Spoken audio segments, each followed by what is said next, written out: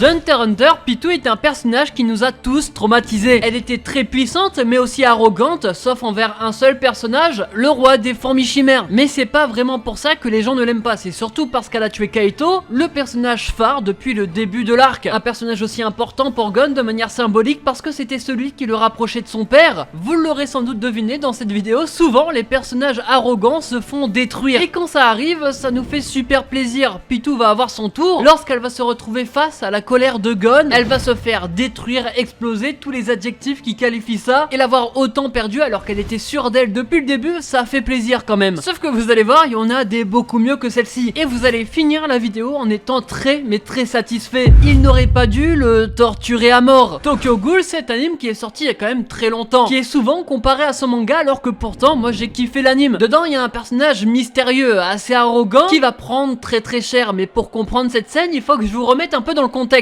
Ensuite l'histoire de Kaneki Ken, un étudiant universitaire timide et réservé qui un jour va rencontrer une fille qui s'appelle Riz, une fille qui aime comme le perso principal lire. Sauf que Riz ou Riz c'est pas le personnage qu'on attendait, on pensait que c'était un personnage féminin normal, sauf que pendant le rendez-vous amoureux avec Kaneki Ken, elle va essayer de le dévorer, montrant aux spectateurs mais aussi à Kaneki Ken que c'était en fait une ghoul. Heureusement pour Kaneki Ken, il va survivre grâce aux organes de cette fille, mais suite à ça, il deviendra lui-même une ghoul, mi-humain, mi-ghoul, ce qu'on appellera dans le milieu un hybride. Il va vivre un enfer depuis ce jour, et dans son malheur, il va croiser la route de Jason, où Yamori dans le milieu, c'est un personnage arrogant, manipulateur, qui aime la torture, donc psychopathe. Ce gars a pas mal de défauts, et lui, il va capturer Kaneki Ken. Il va l'amener dans une salle de torture personnelle. Dedans, il y avait le cadavre de son ancienne victime, mais c'est pas tout, parce que c'est à ce moment précis que la vie plutôt merdique de Kaneki Ken va devenir encore plus un enfer. Il va prendre une clé à molette et va commencer de lui arracher les doigts de pied, lui injecter des insectes, des sortes de mille pattes dans son crâne. Bref, ça a duré des heures et lui, il kiffait ça. Cette scène était vraiment très choquante et dure à regarder, mais heureusement, Kaneki Ken va se réveiller. Il va avoir une sorte de power-up, ses cheveux vont changer de couleur. En bref, il sera transformé en ghoul et il va défoncer Jason. Tout ça sous l'opening phare de cet anime que tout le monde connaît. Il était le jouet d'un psychopathe et il va devenir son bourreau. Jason est vraiment un personnage que je déteste dans cet anime. Comme d'hab, si t'aimes la vidéo, tu peux lâcher un petit like, ça fait plaisir et ça aide beaucoup. Et en commentaire, tu vas me mettre pour toi quel est le méchant le plus cruel dans les animes. Et n'oublie pas que c'est grâce à ce commentaire que je pourrais faire ma vidéo. L'homme le plus craint du monde. Classroom of the Elite, c'est un anime que j'ai pas l'habitude de parler sur cette chaîne, alors que pourtant, il mérite à quel point il est incroyable. Et même si c'est un school life, vous allez voir que quand on mérite de se faire détruire, on se fait détruire. Mais alors ça parle de quoi? L'histoire se passe dans un lycée assez particulier parce que c'est une école prestigieuse et qu'à la sortie tu vas forcément trouver quelque chose. Rien de bien anormal à l'exception que dans cette école chaque mois des points sont attribués selon le comportement d'une classe mais aussi selon les notes. Les points te permettront d'acheter des jeux, des consoles, de la nourriture et même des culottes. Dans cette école il y a une classe qu'on appelle la classe D où il y a le personnage principal. Dedans sont regroupés les pires élèves de l'établissement. Le but de cette classe sera d'élever la note pour éviter qu'on les appelle la classe la plus nulle de l'établissement. Sauf que vous allez voir que Ayana Koji, le perso principal, est bien particulier. Et justement, il va nous le prouver une fois de plus lorsqu'il croisera la route de ce personnage. Kakeru Ryuen, représentant de la classe 1C, connu pour être un délinquant, il dirige sa classe par la peur. Et comme si c'était pas assez une grosse merde, il aura un groupe d'hommes de main qui vont faire tout pour lui. Parce que oui, lui, il aime faire du mal aux gens. Ce qui l'intéresse, c'est les conflits. Il est sadique, impitoyable et en plus de ça, arrogant comme tous les méchants, j'ai l'impression. Mais lui, il est loin d'être bête. Et justement, lui voulait savoir qui tire les ficelles dans la classe D. Il pensait que c'était Suzune et justement, pour essayer de l'attraper, pour le savoir, il va capturer Kei. Je sais pas si je le prononce bien, c'est une fille, une personnage. Il va l'emmener sur le toit et la torturer. Heureusement, elle qui a eu la vie dure ne va jamais rien dire. Même si elle savait que c'était un pion utilisé dans cette histoire, elle gardera le secret jusqu'à l'arrivée du perso principal. Kakeru, le méchant, comprit alors tout ce qui se passait. Il va d'abord envoyer ses hommes de main pour le frapper, sauf que le perso principal va quand même les défoncer. Il va donc s'en occuper lui-même, mais il va se faire mettre à terre, se faire enchaîner de coups de poing. Il va se faire battre physiquement mais aussi mentalement, pensant qu'il était le meilleur. S'il y a bien une chose qu'on apprend, c'est que personne n'est meilleur que Ayano Koji et qu'en plus Kai est finalement tombée amoureuse de lui. Non, franchement, ce personnage c'est une masterclass, il lui a vraiment tout pris. Si tu connais pas Classroom of the Elite, il est dispo sur Crunchyroll, il touche pour genre comédie, drame, school life, slice of life et pour thème école et quotidien, et que j'ai fait simple et vite pour que tout le monde comprenne, mais c'est bien plus poussé que ça. J'ai été découpé en deux. Dragon Ball, c'est un anime légendaire, d'ailleurs je prépare une vidéo dessus et ça va être la plus grosse vidéo sur cette chaîne. Dedans il y a un personnage légendaire mais aussi aussi arrogant, et on parle pas de Vegeta, même si lui aussi s'est fait détruire, mais on va parler plutôt de Freezer, parce que c'est quand même un méchant qui a marqué les esprits. C'est sur la planète Namek qu'on le verra. Freezer aura pour objectif de collecter les Dragon Ball pour espérer avoir la vie éternelle. Rapidement, Freezer va se combattre contre Sangohan, Krillin et Vegeta, et bien évidemment il va gagner, sinon c'est pas un antagoniste à la hauteur. En plus, c'est qu'il a plusieurs formes, ça veut dire qu'à chaque fois qu'il change de forme, il est bon dans quelque chose, mais il y avait une petite chance, jusqu'à ce qu'il arrive sur sa forme finale, là où personne n'aurait la possibilité de le vaincre, sauf Goku, qui aura une grande responsabilité sur ses épaules, surtout que ce n'est pas qu'un combat, car derrière c'est aussi la légende de tous les Saiyans. Il combat non pas pour lui, mais pour tous ceux qui sont morts de la main de Freezer. Un combat plutôt stylé, Goku se transforme en Kaioken, mais n'arrive pas à battre Freezer. Le problème c'est qu'à ce moment-là, il va blesser Piccolo et tuer Krillin. Quelle erreur! Une erreur que Freezer n'aurait pas commis s'il savait qu'il était dans un shonen. Goku va voir son bro de tous les jours mourir, il va donc s'énerver et se transformer en Super Saiyan, le premier Super Saiyan qu'on voit, nous créant une scène emblématique dans les animes, peut-être même l'une des 3 scènes les plus emblématiques. Mais c'est pas fini, parce que peut-être que Goku s'est transformé, mais Freezer est encore en vie. Ce personnage arrogant, que je n'aimais pas particulièrement au début à cause de ça, perdra tout l'avantage qu'il avait face à Goku. Ce combat était intense parce que la planète Namek allait exploser, tout le monde s'enfuira, il restera que Freezer et Goku sur la planète. Goku gagnera grâce au Super Saiyan, mais c'est pas tout. Vu qu'il est sympa, il a laissé Freezer en vie, sauf qu'en partant, Freezer a tenté de l'attaquer dans son dos. Il va donc se faire achever, laissé pour mort sur la planète Namek. Ce personnage arrogant et emblématique était battu. Enfin, c'est ce qu'on croyait jusqu'à son retour, mais ça sera peut-être pour une autre vidéo. Et comme quoi, les personnages arrogants, ça date pas d'aujourd'hui. Il a eu ce qu'il méritait. Isekai Mao Tushukan Shoujo, c'est un anime pas très connu. On parle de Takuma Sakamoto, un mec dans un jeu qui possède une force écrasante, assez pour se faire appeler le roi démon. Sauf qu'un jour, il va être invoqué dans un autre monde avec son apparence de jeu. Il a été invoqué par des maîtres invocateurs, sauf que le problème, c'est qu'il était esclave de eux. Mais grâce à un sort, Takuma inversera les rôles et c'est eux qui seront esclaves du perso principal. C'est là que commencera l'histoire du roi démon, entre guillemets, qui se fera connaître grâce à sa puissance incroyable. Dedans, il y a un personnage qui s'appelle Sadler, un paladin, qui est vraiment, mais vraiment détestable. Le gars parle à tout le monde de manière arrogante, il a fait les pires atrocités possibles et il déteste ceux qui sont adorateurs du roi démon, donc du perso principal. Comme il est affilié à l'église, ça me paraît logique. Son passe-temps à lui, c'est de faire genre qu'il est adorateur du roi démon également, pour approcher